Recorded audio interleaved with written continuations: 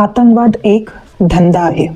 आपल्याला वाटते की जे जिहादवरून जे मारतात ते आतंकवाद आहे, बरोबर, पण ते फक्त दुधावरची साय आहे.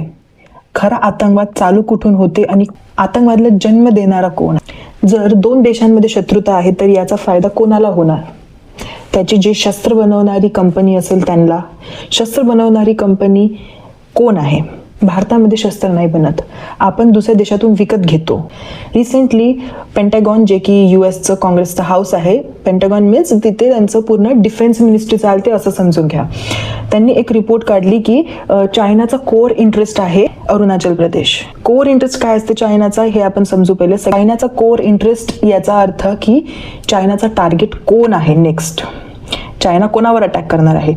रिसेंटली म्हणजे आता हे मागचे 1-2 वर्षांमध्ये चायनाचा कोर इंटरेस्ट आहे तायवान. स्वतः चायनाने कबूल केलेला आहे.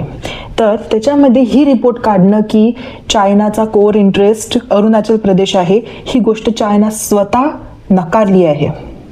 चायनाने स्वतः म्हटलं की ही जी न्यूज आहे ही फक्त गुमराह करायसाठी आली आहे. काऊन? कारण की भारताने सतर्क होऊन हत्यार विकत घेतले पाहिजे की त्या भागात काहीतरी गडबड होणार आहे.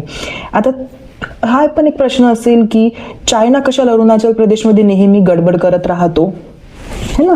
चायनाला काय भेटते अरुणाचल प्रदेशमधून? तर हे सर्व चालू होते जेव्हा शिमला अग्रीमेंट झालं होतं.